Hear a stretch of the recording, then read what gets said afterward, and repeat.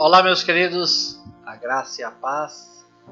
Estamos nos aproximando de domingo de Páscoa, um tempo de reflexão, mas também um tempo de gratidão, um tempo onde nós reconhecemos a grandeza do nosso Deus, o amor de Deus, a compaixão de Deus, o perdão do Senhor, entregando o seu Filho ali na cruz do Calvário pelos nossos pecados. Você sabe que ali na cruz houve de fato dois grandes momentos. O primeiro foi a substituição. Nós deveríamos morrer na cruz pelos nossos pecados, mas a Bíblia diz que ele se fez pecado por nós. Ele foi moído pelas nossas transgressões e o castigo que nos traz a paz estava sobre ele. Um segundo aspecto também da cruz foi a substituição e também a inclusão. Ele nos incluiu na sua vida, ao ponto do apóstolo Paulo revelar em Gálatas capítulo 2, verso 20: não sou mais eu quem vivo, mas é Cristo que vive em mim, e este viver que agora tenho na carne, vivo pela fé no Filho de Deus que me amou e a si mesmo se entregou por mim. Não é mais nós que vivemos, mas é Cristo que vive em nós. Ele nos incluiu na sua vida. Ao terceiro dia, no domingo pela manhã, procuraram o seu corpo e não acharam, porque ele cumpriu a promessa: eu tenho o poder de dar e tenho o poder de retornar à vida. Jesus, o Deus eterno, Salvador e maravilhoso. Jesus é a nossa Páscoa. Páscoa, que vem lá do hebraico, significa passagem. Foi aquele tempo onde o povo de Israel estava cativo no Egito, 430 anos. Deus ouviu o clamor, o grito, o choro daquela nação.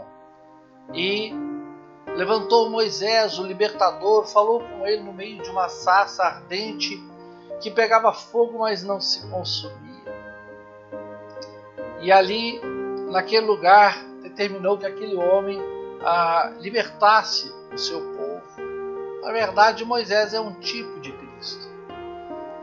Então, a nossa Páscoa, a passagem, a nossa libertação, ela foi feita em Cristo Jesus, o nosso Senhor. Ele destruiu a morte. Ele passou por cima da morte. Porque a palavra, de fato, Páscoa significa passar por cima. E ele passou por cima. E eu quero colocar aqui algumas verdades para nós em relação à Páscoa. Primeira coisa, o centro, o alvo central da Páscoa é o Cordeiro. O João diz: eis o Cordeiro de Deus que tira o pecado do mundo. Ninguém poderia substituir um sangue inocente a não ser o próprio Filho de Deus. João capítulo 1, verso 29 diz: no dia seguinte viu João Batista a Jesus e disse: eis o Cordeiro de Deus que tira o pecado do mundo. Ali estava entrando um novo tempo, um tempo aonde o homem poderia ter acesso ao Pai. A segunda coisa que nós podemos entender na Páscoa é que havia um sangue, o mesmo sangue que houve de animais lá no Velho Testamento, passado nos umbrais das portas das casas para que os primogênitos não fossem feridos. Agora estava sendo derramado na cruz para que pelo seu sangue a terra fosse purificada. O sangue de Jesus é o único sangue aceito na presença do Pai, porque ele é um sangue sem pecado. A terceira coisa que nós precisamos entender é que a Páscoa ela traz libertação. A celebração da Páscoa tornou-se uma recordação para o povo de Deus que foi liberto da escravidão do Egito. Nós também tivemos o nosso dia de libertação quando fomos salvos da morte espiritual e da escravidão do pecado. João 8,36, tão falado pelo presidente João, pelo presidente Bolsonaro. Ele disse: se o Cristo vos libertar, verdadeiramente sereis livres. A quarta coisa que nós precisamos entender na Páscoa é que ali tem uma mensagem de vida, mas também tem uma mensagem de morte. A morte é aqueles que não se arrependem e permanecem nos seus próprios caminhos. E a vida é para aqueles que são remidos pelo sangue do Cordeiro.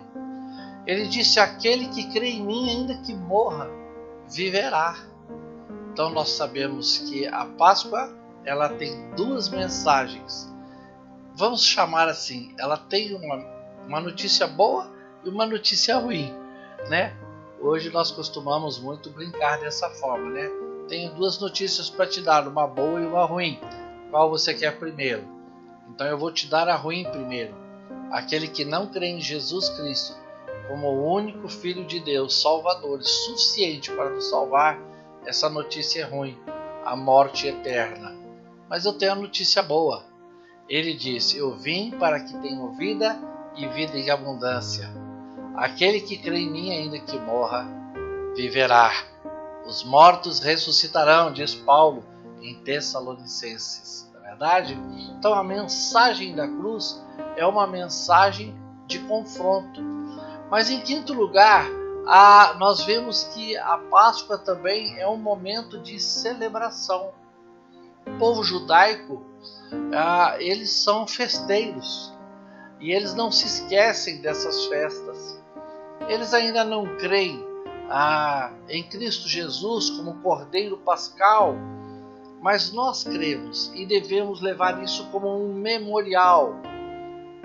Nós não precisamos mais matar um cordeiro, pois Cristo, nosso Cordeiro Pascal, foi imolado.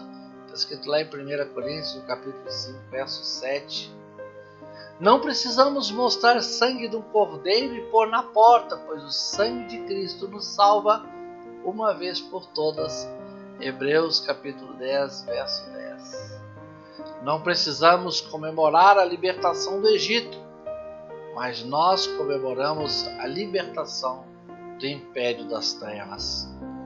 Ele disse que nos transportou do império das trevas para o reino da sua maravilhosa luz, Jesus Cristo.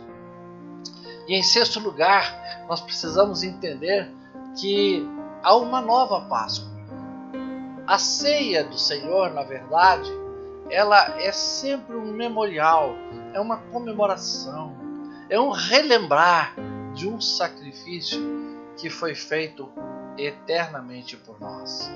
A ceia do Senhor nos remete a essa Páscoa eterna, de que nós somos livres do pecado e nos tornamos filhos de Deus. Aleluia!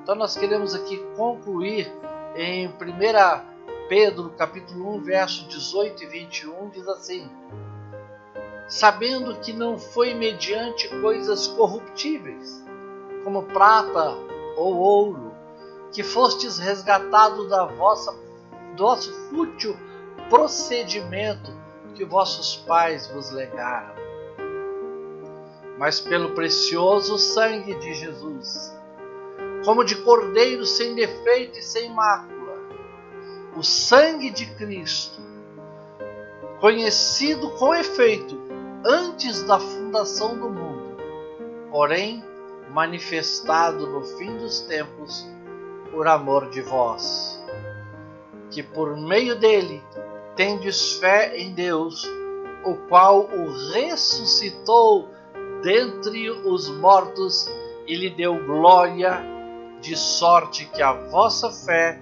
e esperança estejam em Deus.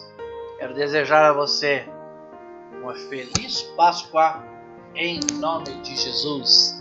Amém? Deus te abençoe.